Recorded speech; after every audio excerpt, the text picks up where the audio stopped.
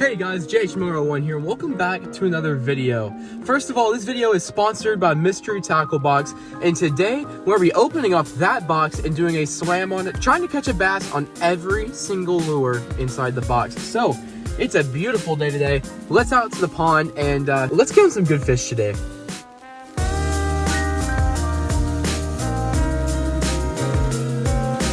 Now, a few things as we come down here to the pond. The only things I'm bringing with me are the box and my one rod combo. I'm gonna keep it nice and simple today. Fish everything from the box. One thing I am noticing, the wind is blowing out of the east, so that might make things a little bit difficult for us here today, but nonetheless, we're gonna go and get out here and get into the box. So if you guys have never heard of Mystery Tackle Box MTB, it is fishing simplified. Each month you get a box in the mail, just like I did, and the baits inside, you get to save huge on the retail prices of the baits rather than going out and buying them in the store. You never know what you're gonna get, and a lot of times you learn new techniques that you might not have tried before, and that's something that I've learned over the past 8 or 9 months I've been with Mystery Tackle Box. I've learned a lot of new tactics that I would have never even tried had I not got Mystery Tackle Box. So those are a few things about Mystery Tackle Box. Let's see what's in here. All right, cracking into the box. Let's see. The first thing we have here, we have the Dibble tips and tricks. Shows you a little of tips and tricks that you might not have known before. Next, we have a spotlight on one of the baits in here, the tightrope jig. We'll go and grab that here in a second. We have the what's inside card showing you what's inside. Let's see. Here we have some 10,000 fish Tsukoshi bugs. I've been wanting these for a long time. These will be good. We'll probably pair those with, here it is, the tightrope jig.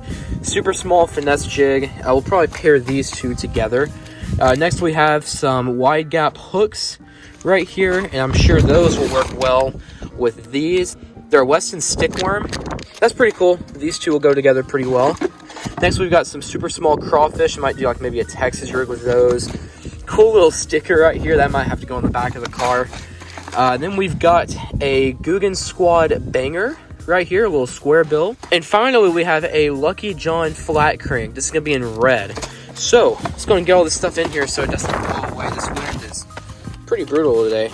And we'll go ahead and start off the video. So guys, before I go any further, if you guys are interested in Mystery Tackle Box, make sure you use my code JHMiller to get your first box for as low as $10. So now with that out of the way, let's tie on the first bait and let's get into the challenge. Now to preface all of this, guys, I'm so sorry about the wind. I'm gonna do my best to keep you guys out of it, but it's really rough today.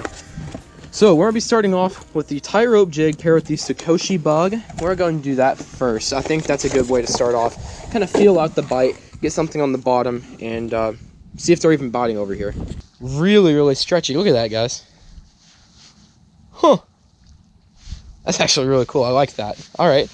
So that's about what it's gonna look like in terms of length. About right there. So it might be a little bit big.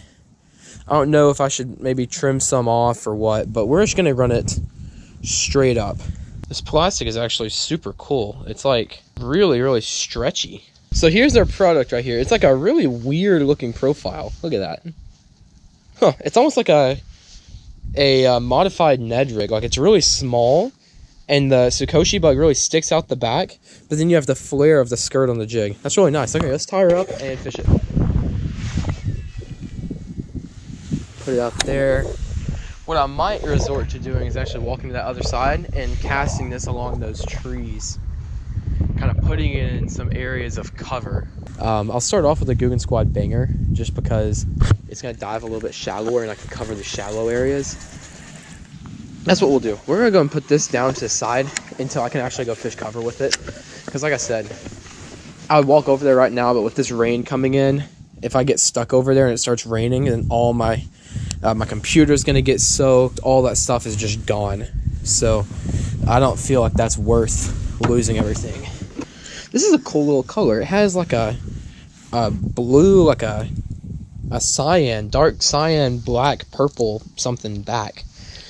I don't know my color. That's really cool. In terms of casting this thing, I should be able to just rocket this thing past everything. Watch this. Oh yeah. This time of year is sort of weird. Some fish move up shallow and some fish don't at all. And so you kind of have to, you know, balance in between and target both. Gosh, I love this DC reel. The wind seems to have really died down. And I would hop in the canoe right back there, but maybe you guys remember why. Maybe I don't want to do that. No, we're heading over to the far side of the pond right now. There's this cove up here. I can use this kind of as a last ditch effort because I know they're probably going to be fishing it. You can see it right behind me. Really, really small cove. But we're gonna head all the way to the other side while this wind is stopped, so we can actually throw down on the drop-offs and the trees and all that while the wind isn't just gonna be killing us.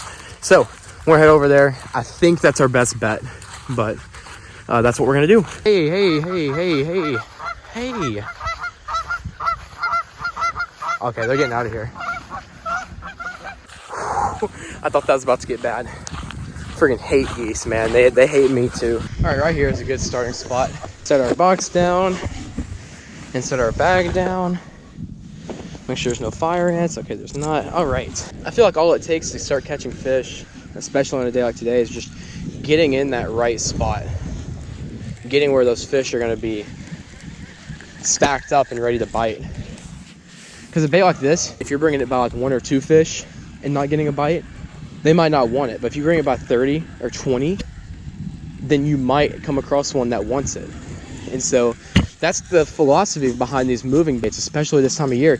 You put it in front of more fish. But if you find the ones that do like it, then you're going to be catching possibly more fish than when you'd be throwing a finesse bait. It's kind of weird. Kind of what I'm going to do here.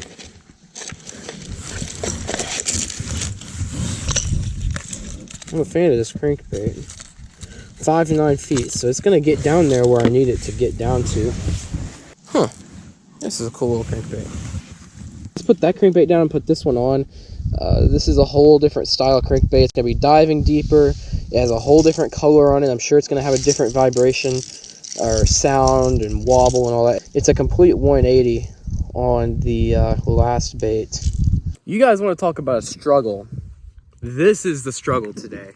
I could probably throw on any bait in my tackle box and still not get a bite today. I don't know what it is. These fish have just completely shut off. This is going to be my first skunk ever on a mystery tackle box slam. This is going to be my 9th one. I've had 2 where I can't knock off one bait, and it's just because of the conditions. You know, it just didn't, the conditions didn't help me with it.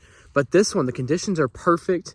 Well, I say that. The wind's blowing out of the east, so I guess that's not good. I don't know, guys. This one's a tough one. This is tough. Well, what we're going to do, we're going to change our batteries on the camera, kind of work down this whole shore again behind me. Throwing this crankbait right here. I don't know if there's fish pushed up or not, but if there are, we're going to try and hit them with this crankbait. So yeah, we're going to go and change batteries and get on the move again. Floating so slowly up. If I can get it down to, I think it's what, 9 feet? If I can get it down there that deep and pause it, I don't know, that might be a strategy. I don't know, but what I do know is that these fish are not being kind. Guys, this bite has been just something else today. Alrighty, guys. So, huge takeaway for today. You're not going to have a great day every time you go out fishing. To be honest, I really need to be humbled in that. I've had so many good days of fishing. The last, 10, 20, 30 times I've been fishing, I've not been faced with a situation where I just go out and just get destroyed like today. But you know what? That's part of it. That's part of it. You're going to have bad days. Sucky thing is I didn't really learn anything about why they weren't biting. I didn't get any bites to show me, okay, I was doing this right, this wrong. I just didn't have anything. So, yeah, we're gonna head up to the car and probably get on out of here. Alrighty, so that's gonna do it for this video. The conditions weren't really ideal, but honestly, I just wanted to get out and fish, and I had a good time. It was a beautiful day, and I mean, I guess that's all that matters, right? So again, if you are interested in mystery tackle box, make sure to use my code JHMiller right there. And if you are new, make sure to hit that subscribe button and turn on notifications because I will be doing more videos like this in the future. So I hope you guys enjoyed this video, and until next time, JH Miller 1 out. See ya.